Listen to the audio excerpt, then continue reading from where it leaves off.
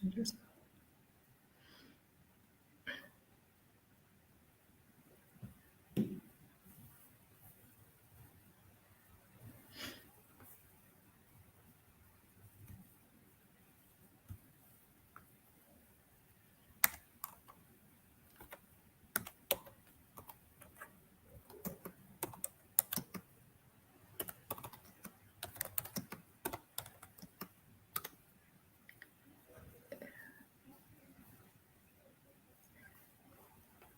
we start or?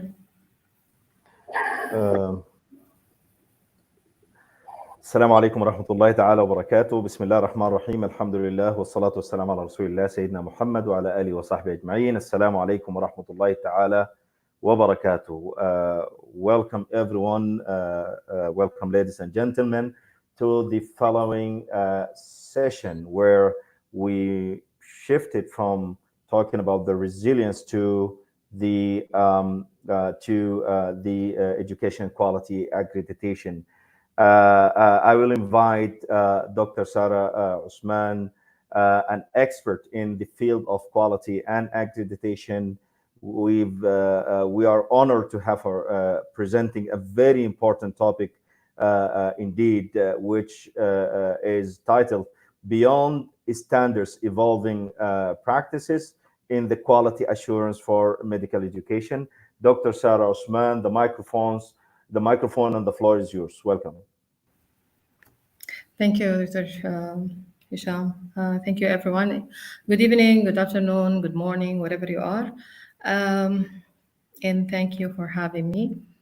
So, beyond the standard, let us know what is the standards, and then we're talking what we can do beyond that. So,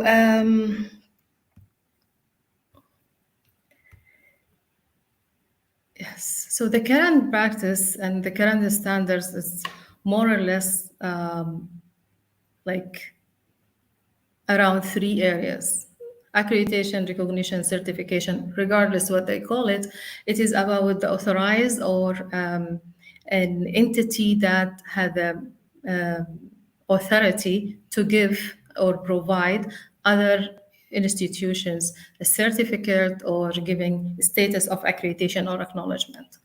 And these bodies have their standards, regulation, process, procedures should be followed to obtain this status. Other things, individual based, which is the standardization exams like the PLAB and the permanent exam in Sudan Medical Council, the press in the Irish Ireland Medical Council, and so on, and steps in UK and US. And then there is a curriculum benchmark, which is collaboration between institutions, can be 2, can be more, to learn from each other and to know where they are.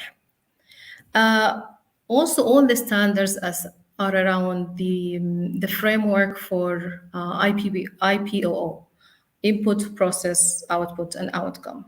So more or less they are talking if it's 8 standards or 13 standards. So it's more or less in between these numbers, and it's about the input. What is the resources you have, the infrastructure, the faculty, the staff, the students, the curriculum, and then how your process, the learning and teaching process that you have it, and then how you assess your student, how you support your student, how you are doing all these process dynamic and moving till you reach your outcome, which is what is your outcome expected, what is the competences of your graduate, and then so I'm talking about the graduate and the most difficult part that we can't, or we try, we can, and we can't at the same time to assess it very well, which is the outcome.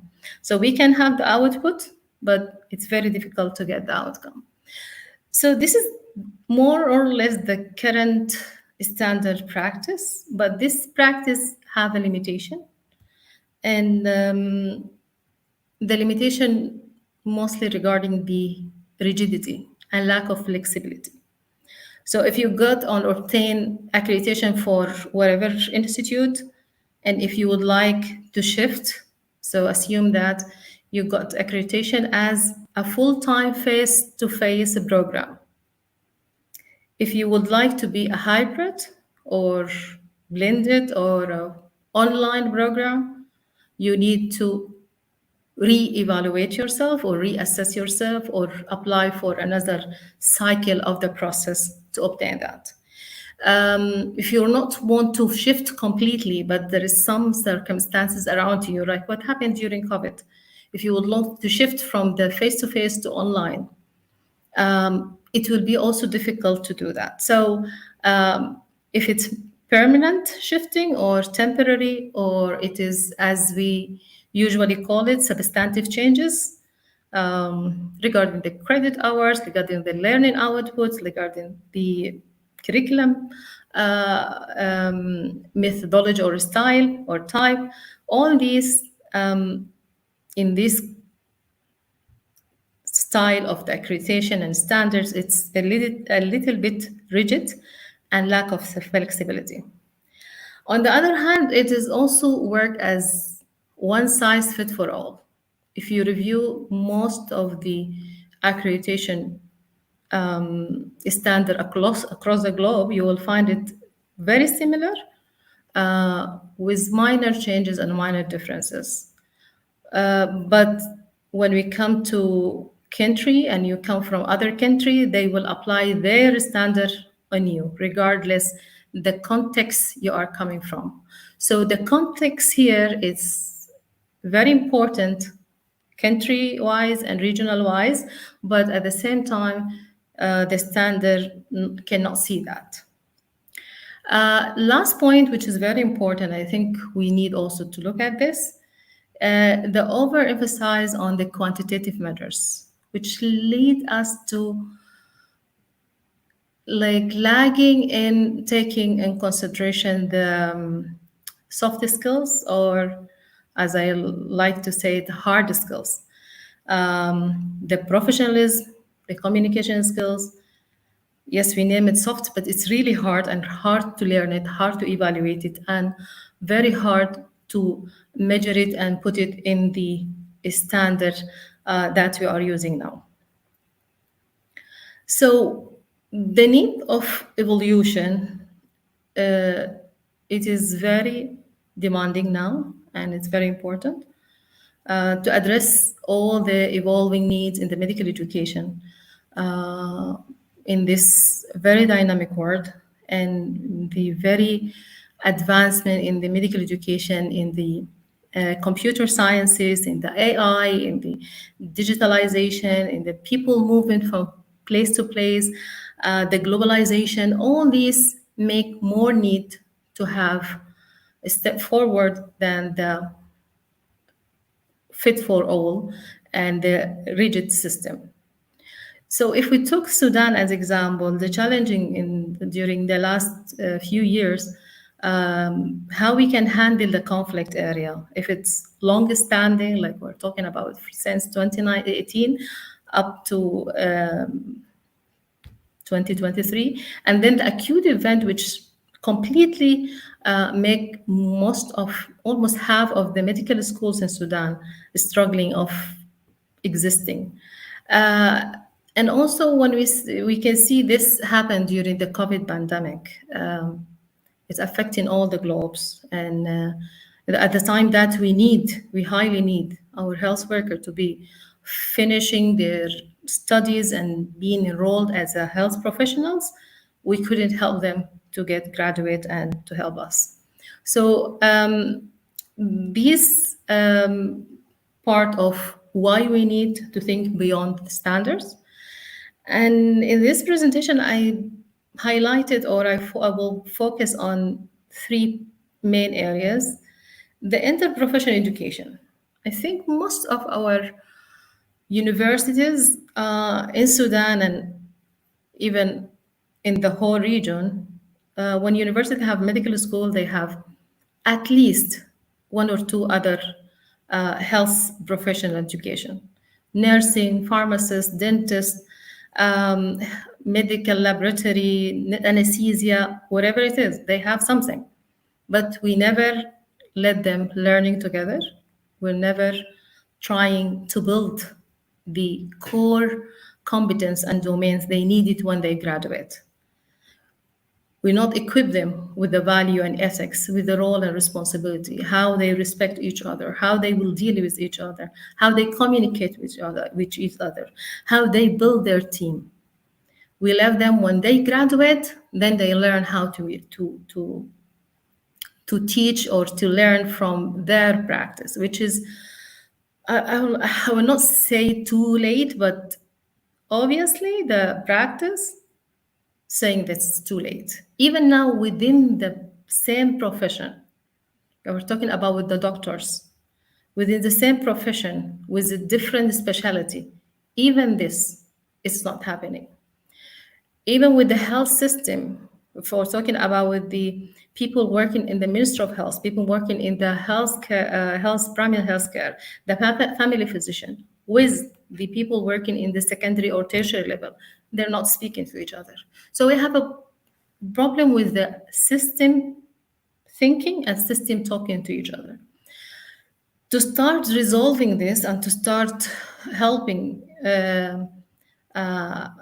overcoming this huge gap, I think the interprofessional education must be one of the priority within the colleges and during the undergrad before the graduations. Uh, if we like it or not, now the technology hit us. AI will be like a real challenging for and real helping. If we take it and use the leveraging of having AI, it will be a pleasant. If we start thinking it is a challenge, it will be very huge challenge for us. So we need to know how to use it. We need to know how to make benefit of all the technology that we have it.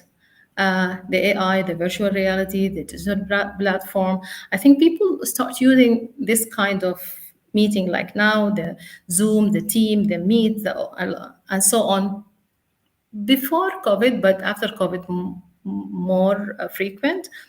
But the AI, we need to use it in the assessment tools.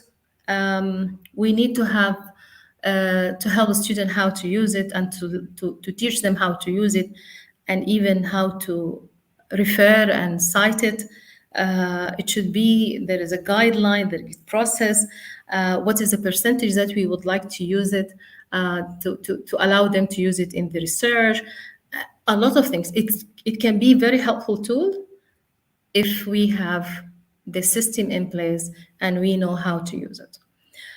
Virtual reality, simulation, online continuous learning platform, all this very important. And you will see in the next slide, we're talking about overcoming the limited resources as we have it in Sudan, and we can use this to overcome these issues.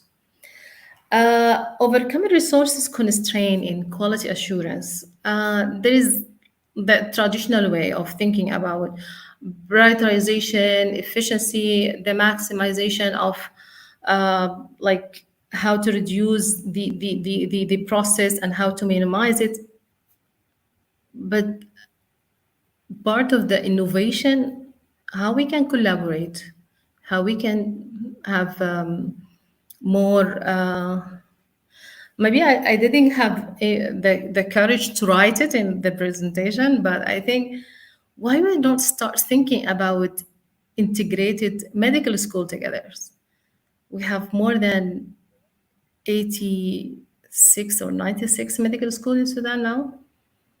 And with the situation now, why we're not integrated medical schools? We have example before Bahri University. It was 3 universities: Juba, Bahr al Ghazal, Al Nil. So any innovation method that we can think about it and we can try to apply it to overcome the resource constraint, the limited access to human resources, technology, even the infrastructure, the competition of the enrollment of a student. Also, we can overcome that with having more integration and dual program or joint programs, not necessarily to be one university or one institute, but it can have joint programs and dual programs. Using technology, we talk about that also. Uh, and the alternative funding resources or sources.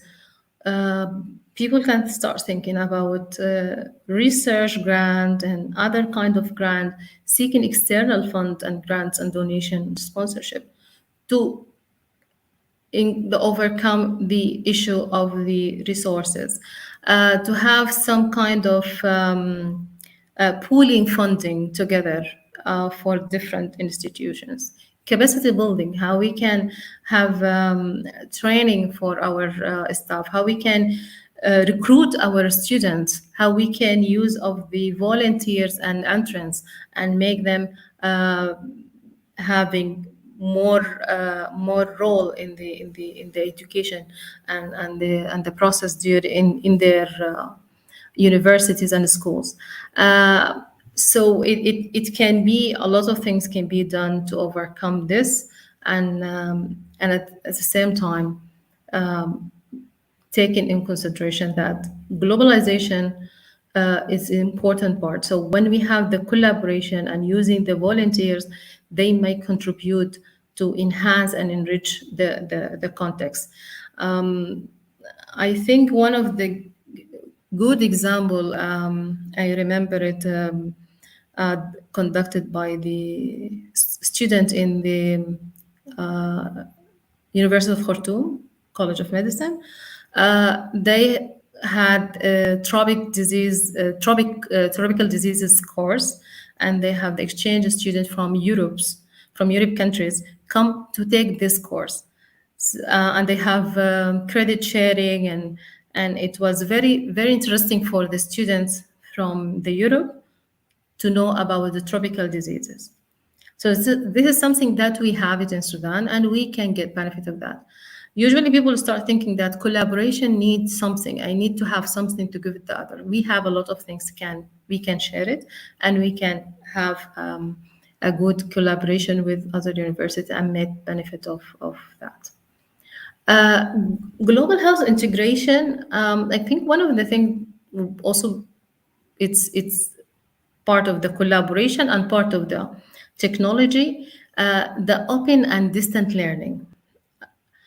I know a lot of people think that the medical education, it's difficult to be an open or distant learning, but we are not talking about 100% distant learning. We are talking about um, how we can have a blended programs, uh, get benefit of other institutions outside the country, across the globe, and having this kind of relationship between us and them, in sense of having a flexible learning opportunities, sharing credit hours, and accepting transferring some credit hours.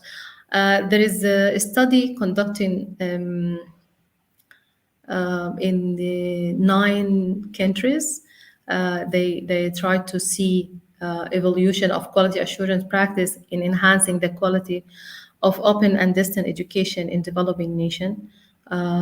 So they have 9 countries in Asia, and they try to have this kind of collaboration, and actually it enhance and increase the the outcome for their students. So I think we can think about these 3 areas: the interprofessional education, the technology, and the global health integration, because I think all of these 3 areas are very important.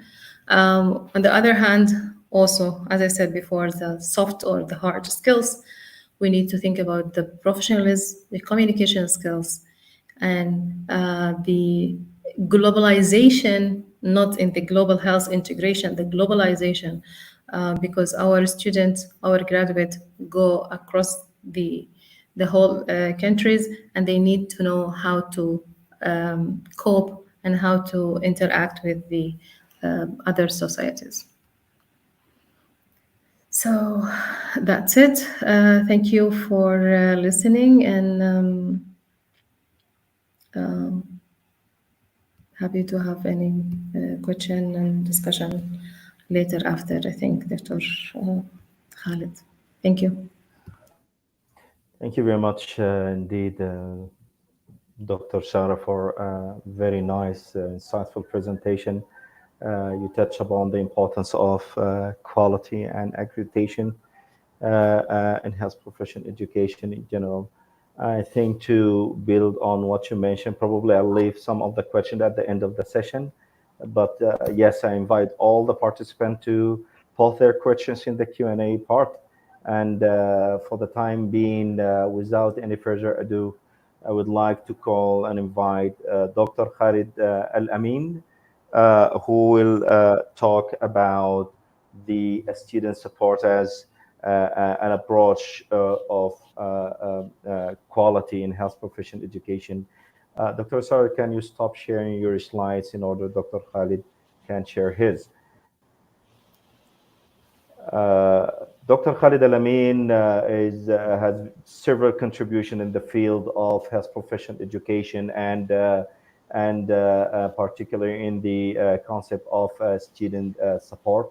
Dr. Khalid is an anatomist and the EDC director, University of Khartoum Faculty of Medicine.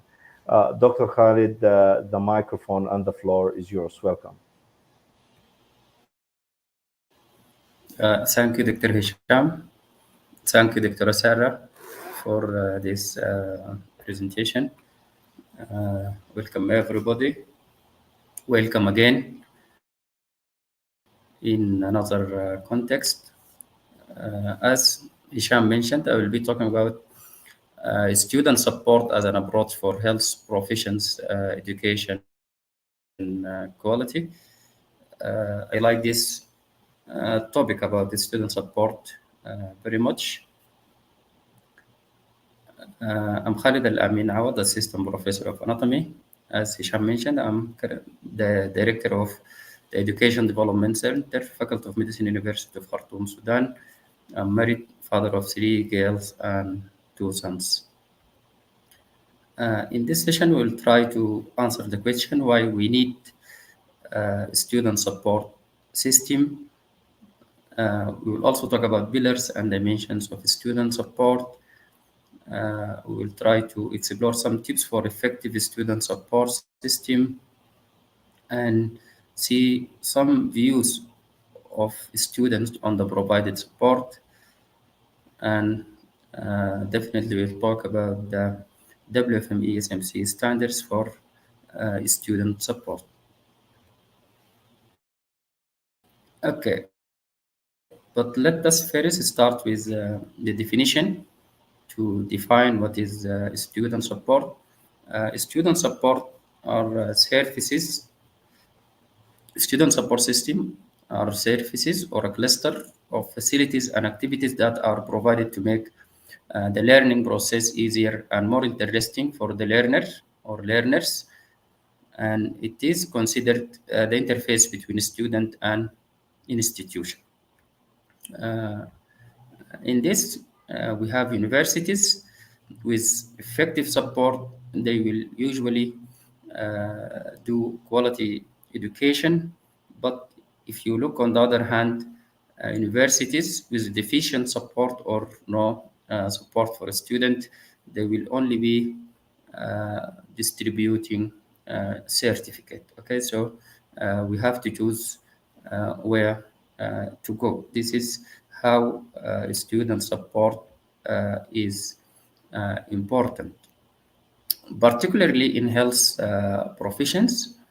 There is more need for student support because support is a crucial factor that contribute to student success. Student who it was mentioned that students who receive the best quality support are more likely to succeed and are adequately prepared for their medical careers. And this because in health professional education we have tough academic standards, and you all know that there is a high volume of information to learn. Remember, when you are at your first years, knowing nothing, you are wandering around, you see the text books, you are coming from the high school with spoon feeding, but now you are coming to a different situation, and so on. But in the health professional education, you'll find even a higher volume of information. So without proper student support, we may lose some of uh, brilliant students. Okay. Also, there are more teaching hours than other disciplines. Uh, Another factor is the interaction with clinical situations, which they see at hospital, at primary health care, or even as scenarios or anything taught by their professors. This will be uh, highly emotive and psychologically demanding for students.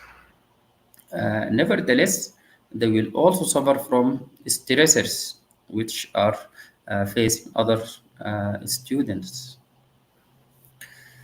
It is known that the student support has three pillars.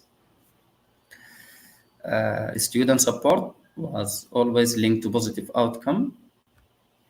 As I mentioned, three core components are believed to compose an effective student support intervention. First, we have to have socio-emotional support, and sometimes this is always forgotten when we try to compose student support, which will build a strong, respectful, and caring relationship between the student, the colleague, student, and his professors, families, patients, and so on. Then we have instrumental support, which is provision of information, exploration of opportunities, and social capital. And most importantly, and this is very vital, autonomy support. And here we need to build the strategies and guidance that help the student to set his own goals. Uh, he monitor his own progress and develop the agency, the ownership, and self-management skills. And this will help the student to even plan his future career, his future education. So, just to summarize the previous slide, we can summarize that student support can or need to cover three dimensions: the dimension of the education. Sometimes we always do this part, but we have to cover also the part of personal, social, and psychological needs of the students. A positive relationship has been suggested, as we mentioned, between students' academic performance and effective use of support system, because and vice versa. Usually, students in difficulty, students failing exams repeatedly, they will always have problems, maybe psychological, personal, financial, and so on. So sometimes we need to dig in the student. We have to be closer to the student, and we have to provide support with its three dimension. We have gone through this one.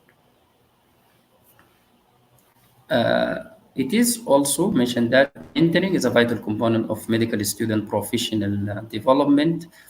A close relationship, as we mentioned, with a faculty member can reduce the feelings of isolation, open new vistas, enhance learning, and help ease the transition that occur in the classroom and clinical settings. We have some features associated with or reviewed by practitioners and researchers, which they associate with effective advising. One of these is lower student to counselor ratios. Maybe sometimes we have difficulty. We have difficulty in this one because of the higher number of students. Adequate dosage and timing of advising sessions. Sometimes we have advising system, but we just meet the student once or twice per year. Okay, so we need to um, adequately do this. A strong, positive, and sustained advisor-student relationship. And here we need staff office hours to do this. One of the important things is autonomy, supportive advising strategies that enable students to satisfy their need for competence, relatedness, and autonomy. Another thing which is also very important is intrusive advising. We need to be proactive. We need to make proactive efforts to engage with the students and help them to set goals, create plans, gauge their progress, and strengthen self-management strategies. We don't need to wait for students to go into troubles, then to interact. Okay, so we need to be inclusive. We need to be proactive. We need to build this in the students so the students can manage these hard times himself. One of the important thing, maybe we can summarize what we have mentioned before, that student support can build lifelong learning in the students, especially if we were intrusive and proactive.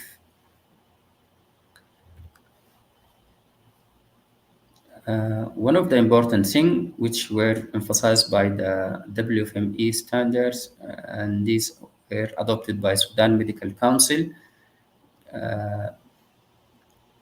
we have area 4, which is the student area, or we can call it the student domain. In each domain, we know we have basic standards and quality standards. Area 4 tackles a lot of things about the students, but especially in the sub area 3, which is called student counseling and support. And if you go through this is the basic standard. This standard should be fulfilled by the school to have accreditation. Okay, so it emphasized the need for here academic counseling, counseling which address social, financial, and personal need, as we have mentioned in the part of the pillars and dimensions, and it talk about allocating resources for student support and ensuring confidentiality. All these are in the basic standard for the student area. Also, there is quality development standards, 2 quality standards. They need to be achieved by the school, which is about monitoring of student progress and career guidance. Okay, so we have some views from the literature on provided support. It has been shown that majority of the students were not satisfied with the support system provided to them in higher education institution, and the students demanded good support system for students in need. So we have to put this in mind. Another thing, that large number of students, maybe we can reflect on our case. A lot of students, they choose not to make optimum use of some or all of these services, maybe because of stigma, maybe it is not well reflected to them, or they don't know how to use these services effectively, and some of the students are not aware of the provided services. Okay, so student perceptions, we need to take them, we need to think what to do in our institutions. Maybe our students will, some of our students fall in these areas. That is why, for effective student support, we need to provide a service in which the student is at the center. Okay. One thing we can do here, we can involve the students in the committees for student support. So it should not be just a psychologist, staff member, and so on. No, the student should be early on involved in the management of the student support system, and this will manage the part in which the student don't know, or the student they don't make use of the student support. So we have to reflect from this speech, we have to reflect on our institutions. We have to ask ourselves questions. Do we have a student support system? Do we have it?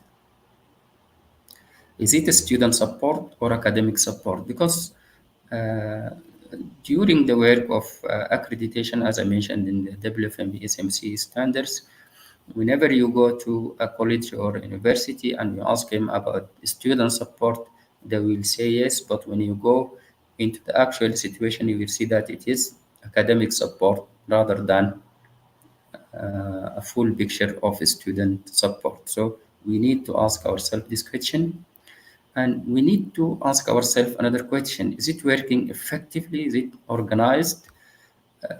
Do we have policies? We have management system for this student support work properly and effectively? Uh, Again, sometimes we have the sign. This is the Department of Student Support. These are the staff who are proposed to work in this department, but it is not working effectively. Okay, so we have to ask ourselves these questions. Are we as teachers and educators allocating time for student support? Are we busy with teaching, research, and other things? Are we allocating time for student support? Do we have office hours for our students? Are we having relation with our students and know what uh, they they are suffering from? So, just to conclude this talk, these are some take-home messages. Employee system, well organized with management, with policies, with documents, and so on. Not a hit or miss service. Involve students, as we have mentioned. In this area here, sometimes if the student support system is tackling or discussing a special case of one of the students or some of the students, maybe the student representative can be asked to uh, leave the meeting for the time of discussion. But when we are discussing plans and management and so on, the students can be at the heart of these committees. We need to train the staff, because sometimes one of the staff receive a list. Some of the students contact him, you are our advisor, but actually he don't know what to do. Okay, so we need to train staff about student support services. Sorry. Um, the most important thing I think is the administration support, because this will be the fuel for this support system. If we don't involve the administration, if the administration doesn't know the importance of this, we were doing nothing. Make use of already available services and resources. Sometimes we need to be creative. We need to think of, sometimes the services are there, but they are not merged together in one system. So just look around and see what we can make use of. Uh, as we have mentioned, student support is not equal to academic support. So we need to have a system covering the three dimensions of student support. We need to be intrusive, we need to be proactive, and we need to make the students or to make the students know his potentials and strengths. Thank you very much. I hope this was helpful.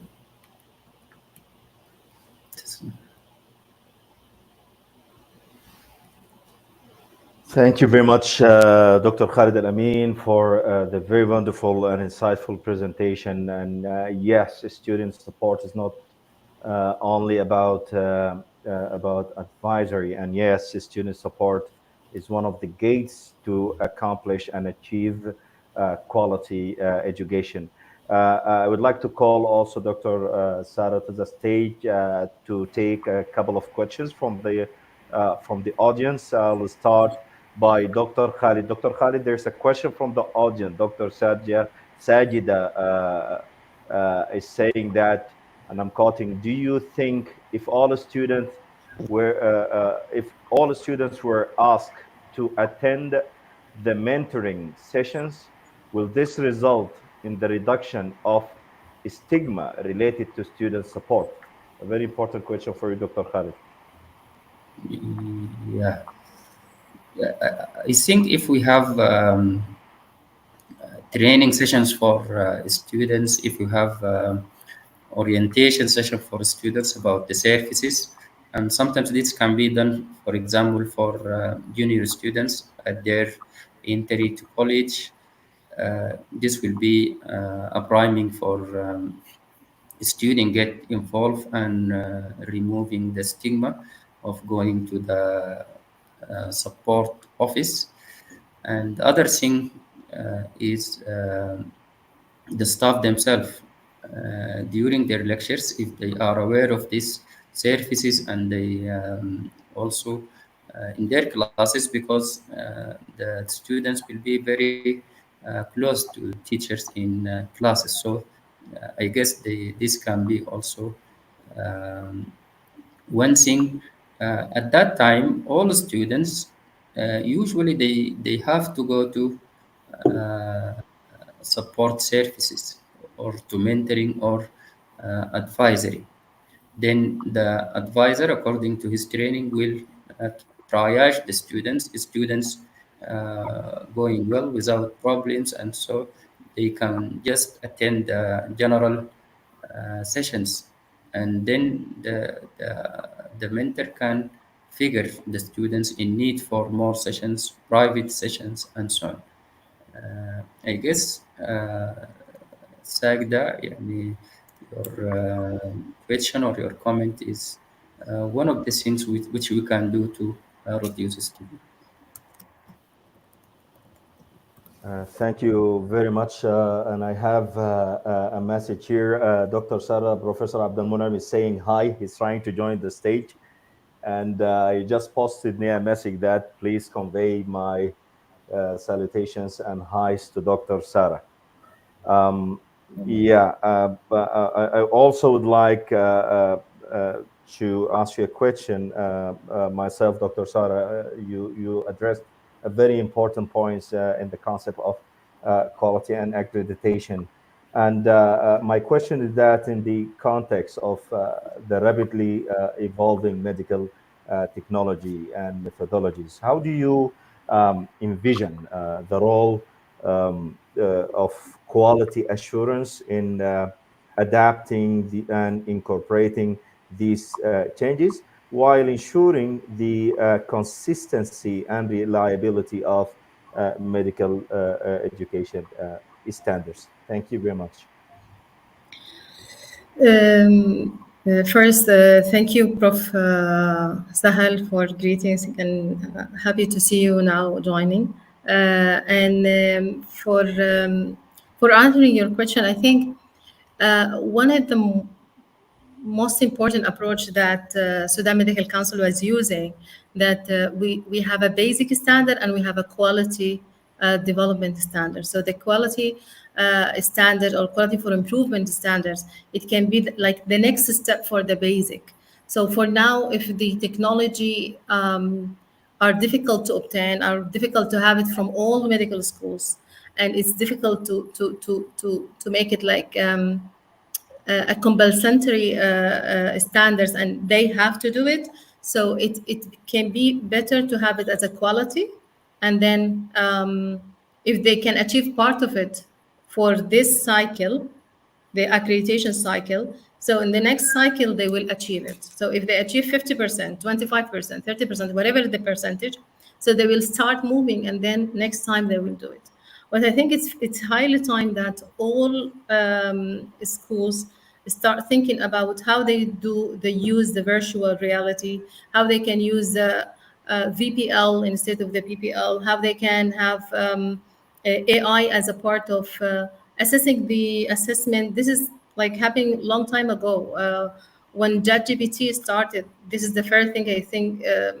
First publications in the medical education regarding giving the AI the exam of the I think nursing and medical exam in UK and US to test the assessment quality. So I think we can make use and make benefit of it, but we can start step by step, not just rushing to have the maximum. Over to you. Thank you very much, Dr. Sarah. And yes, I think the quality and accreditation talk is always interesting talk. But yeah, we're a bit behind the schedule. Probably I'll close by one last question to Dr. Khalid. Dr. Khalid, we have a following question here as well from Dr. Bakri. And his question is, does the staff-student ratio affect their dimensions of the three dimension of student support? So yeah, to what extent does the staff student ratio affect the three dimensions of student support? Yes. Yeah, I think here Dr. Bakri is hitting on our situation in Sudan with high number of students and fewer staff number, but it do affect the three dimensions, especially the dimension of psychological, social, and personal needs of the students, because these always need more time. It need a staff member who spend longer time with the students. Okay, but I think here we need to be creative. One of the things which have been done by some of the universities, maybe in University of Khartoum, is to involve the students more. For example, University of Khartoum, we have a mentor program which is done by students, senior students mentoring junior students, and they can refer difficult cases to an experienced staff member and so on. So this one of the things which can be very helpful in this. Yes, indeed. I think that touch upon very important concept during crisis, which is the peer support, and that's, yes, covers a lot of areas and dimensions when it comes to the health profession education era. Ladies and gentlemen, thank you very much. I could unmute. At last, I could unmute. Thank you All very right. much to both the speakers. And I'm sorry I had some difficulties, some technical difficulties. One question for both of you speakers, because your talks are overlapping. Dr. Khalid, in his take-home messages, he emphasized the need for a system rather than something which is flexible and people can do it or cannot do it. And Dr. Sarah spoke about the quality and standards, the quality standards and the basic standards and so on.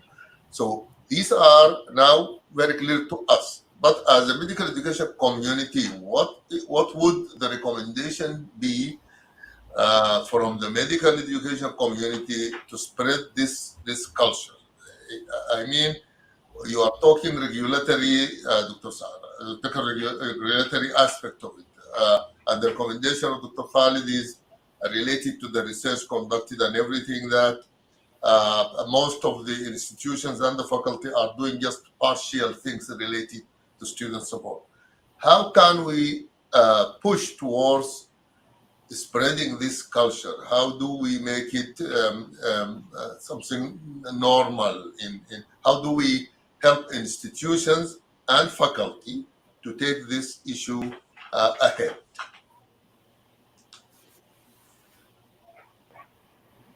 Dr. Khalid, you would like to start, or? If I can answer, I think one thing is awareness about this by both the student, staff, maybe the administration. And one thing which is we noticed is going on. We supervise some of the schools going on the process of accreditation.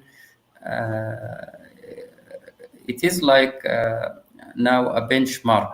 Every school should do that. At first, when we came to them, they will say, yes, we have it. Where is it? It is there, and so on.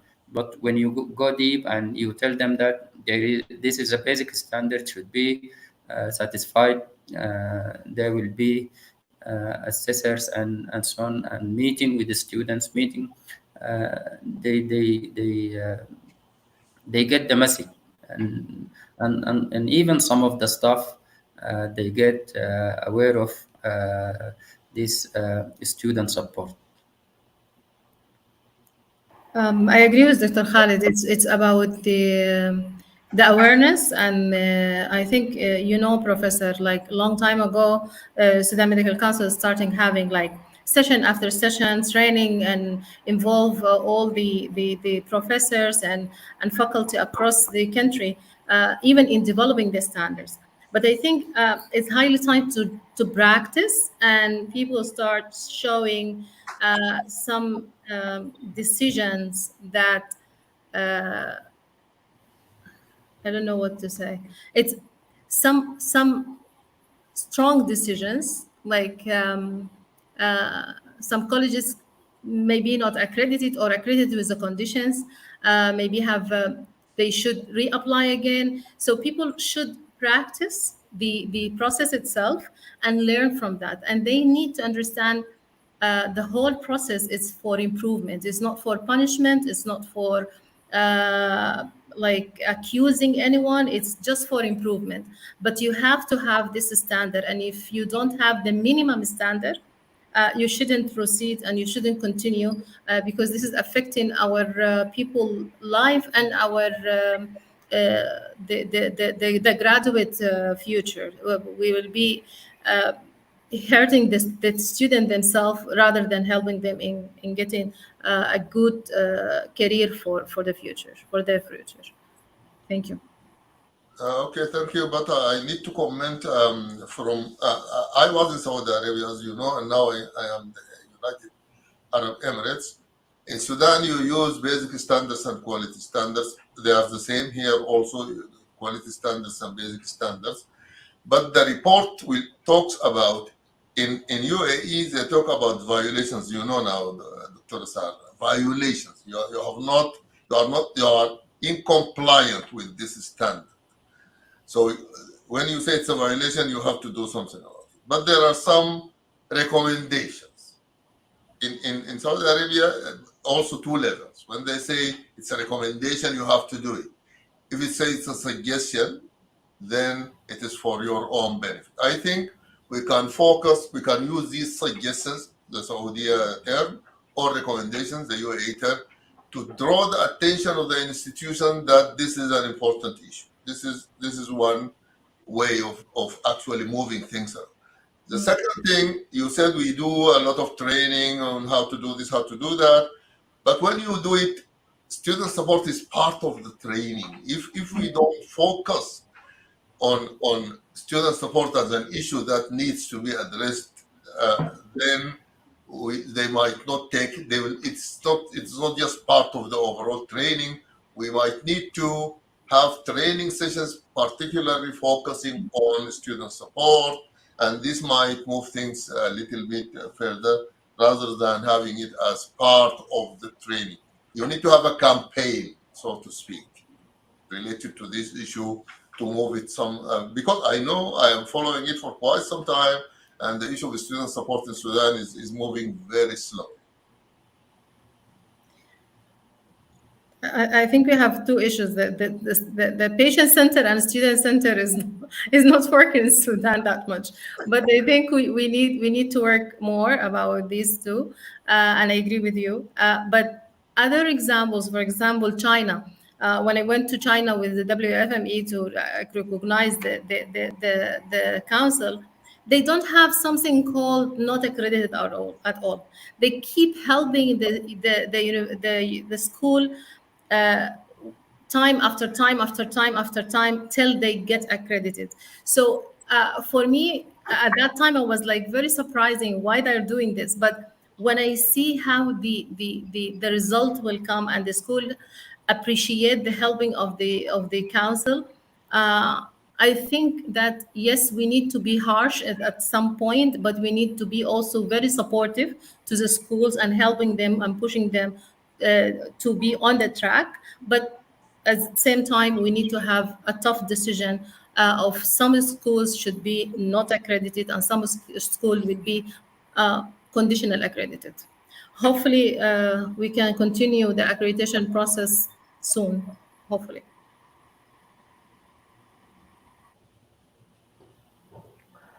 Thank you very much, Dr. Sarah. Thank you very much, Professor Sahel. Thank you very much, Dr. Khalid, for the fruitful discussion. And probably I'll close by a quote that quality is not an option, quality is a must. And yes, we will continue today our discussion and its science in ShareCon finale, where we are going to start in few moments a very interesting session around simulation.